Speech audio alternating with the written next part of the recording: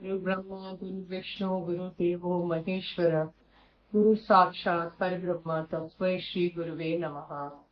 ओम भवताप प्रणाशिने आनंद घनमूर्ते ज्ञान भक्ति प्रदायिनी मातस्तुभ्यं नमो नमः। जय मां। दूसरे दिन सवेरे दो बड़े बड़े बंदर आ गए, चढ़ गए ऊपर,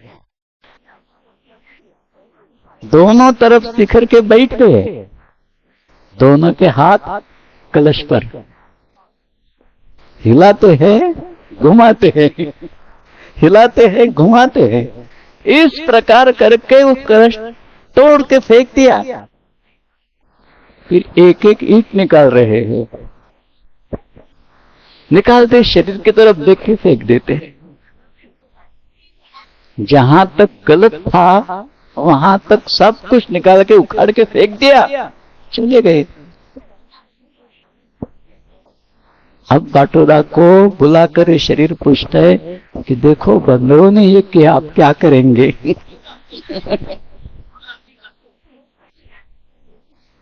वो अचंभित हो गए, कहते हैं अब क्या करेंगे मां, अब जो आप बताते उससे क्या अनुसार करेंगे।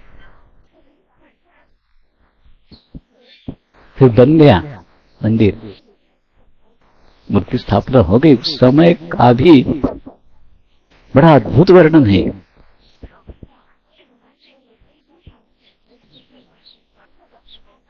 ये पानंदा जी उस समय प्रमुख थे उस उत्सव के समग्र में।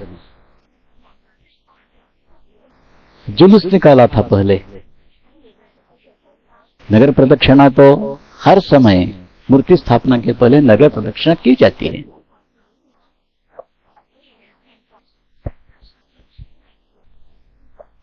तो भगवान को गाड़ी में बिठाना था ठीक ढंग से। उसे उठाने के लिए तो मूर्ति तो भारी है, वो तो उठाने के लिए 5-6 आदमियों की जरूरत पड़ी। स्वरूपदा भी थे उसमें। अब वो मूर्ति उठा के रखी, सब पकड़ के बैठे उसे, स्वरूपदा भी बैठे। जैसा जुलूस निकला थोड़ी देर में इनको एहसास ऐसा हुआ कि गिर रही है मूर्ति, देख रहे जी गिर रही है। स्वरूपदा ने उसे उठा के एक स्थान पे कर दिया।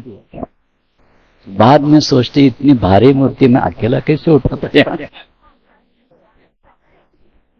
बहुत सी ऐसी बातें इसकी स्थापना में भी हुई है। पहले जब इनको माँ के पास बिठा के सब पूजा हो की ना, पहली राधाष्टमी के दिन, उस समय इनके मन में आया षोडशोपचार पूजा राधा की कर रहे हैं, भगवान की भी होनी चाहिए, लेकिन उसके लिए भगवान की पूजा के लिए तो कुछ अलग सामग्री लगती है। खास करके भोग में विशिष्ट प्रकार की गाय के दूध से बनी हुई मिठाई। तो सोच रही है कि अब क्या करेंगे। ये तो इन समय पे निश्चित हुआ ठाकुर को बिठाना। इतने में प्रभुदत्त ब्रह्मचारी जी आ गए और उन्होंने सब कुछ लाके दिया। गोरस का, उनका तो झूसी में गौशाला है, तो वहीं से सब गाय के दूध के मिठाई आदि सब लाके दे दिया, खास करके माखन। तो मां कहती है विजयाराजी जी को, देखो कैसा जागृत है, अपनी व्यवस्था स्वयं कर ली। हम नहीं कर पाए थे, अपनी व्यवस्था स्वयं कर ली। इस प्रकार कई बातें स्थापना में, सबका जिक्र करना तो मुश्किल है, लेकिन इसमें एक बात से देखने में आती है कि कोई भी आश्रम माँ का जो है ना, कोई भी आश्रम ले होता, आश्रम के पीछे ऐसी कुछ विलक्षण हकीकत है, सामान्य की तरह ये देखकर ये खरीद लिया और वहां बनाया, ऐसा भाग नहीं है। तो इस प्रकार के आश्रमों के भी निर्माण हो रहे हैं, सबके साथ हंसी मजाक की बात भी हो रही है। मां की विशेषता एक और, ये बात हमने देखी कि शास्त्र की मर्यादा का कभी भी उल्लंघन नहीं करती थी, फिर भी शास्त्र को भी विशिष्ट ढंग से आकार दे सकती थी। कई बातें हम देखते हैं कि जिसको शास्त्र में आधार नहीं मिलेगा, लेकिन मां ने वो प्रदान किया है। संन्यास, उसका विधि सुनिश्चित है। काम्यानाम कर्मणाम विधिना परित्यागः संन्यासः। विधि पूर्वक सब काम्य कर्मों का त्याग करना, ये व्याख्या की दृष्टि से इसे संन्यास माना जाता है। लेकिन गुप्रिया दीदी भी सन्यासी थी, लेकिन उनका संन्यास का वेश तो कभी देखने में नहीं आया, परंपरा देखने में नहीं आई, संन्यास नाम भी देखने में नहीं आया। किस अलौकिक रीति से संन्यास हुआ, बात जानते हैं आप सब लोग। इस प्रकार भाई जी एक दृष्टि से वैद्य कूटे, फिर भी मां कहती है तुम ब्राह्मण हो। मां कहती तुम ब्राह्मण हो। ब्राह्मण हो इसलिए अज्ञात सूत्र से शरीर के साथ तुम्हारा संबंध है। जिन्होंने संस्कार खुद होके जिन्हें उनके गले में डाला है, कैसी बात है ये देखो। यहां तो शास्त्र का कुछ भी संबंध नहीं रहेगा, शास्त्र में इसके लिए विपरीत विधान नहीं रहेगा कि ऐसा हो नहीं सकता, है। यहां एक उल्लेख नहीं करता हूं मैं, बताता हूं इस संन्यास के संदर्भ में ही।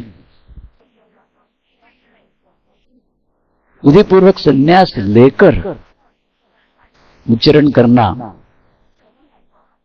इससे संन्यास वृत्ति को मां महत्व देती।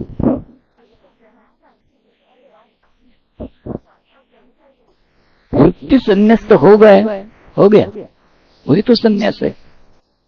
दूसरे दीदी को सन्यासी मां इसलिए करती है, सन्यास का वस्त्र दे दिया है, फिर भी पूर्ण वेशांतर नहीं। वृत्ति संन्यास्त होगी तो सन्यास शास्त्र को आगे ले जाती थी, लेकिन मर्यादा में रहकर फिर भी शास्त्र को आगे ले जाती थी।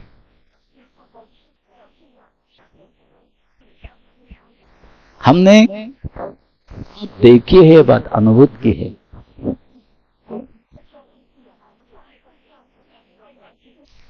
अमरावती के एक है,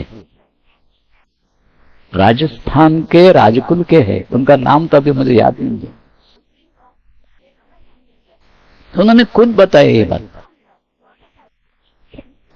तो भक्त निवास में ही हम थे, वो भी आए थे, कुछ उत्सव में हम लोग थे।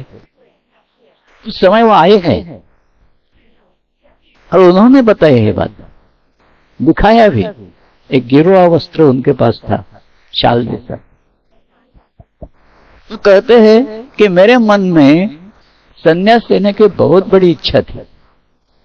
मां से कहा भी मैंने कि मैं संन्यास लेके आपके आश्रम में आके रहता हूं। मां ने इतना ही कहा, जरूरत नहीं है।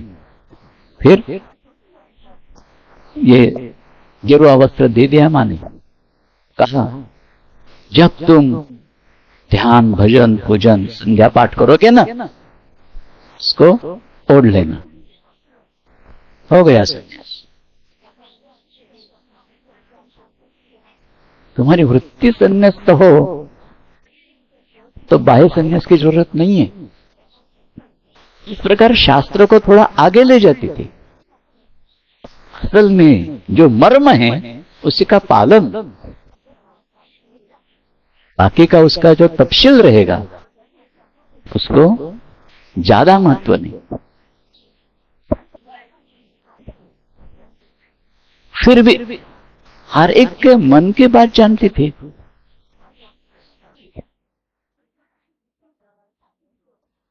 ओम भवताप प्रणाशिनी आनंद घनमूर्ति ज्ञान भक्ति प्रदायिने मातर् नमो नमः।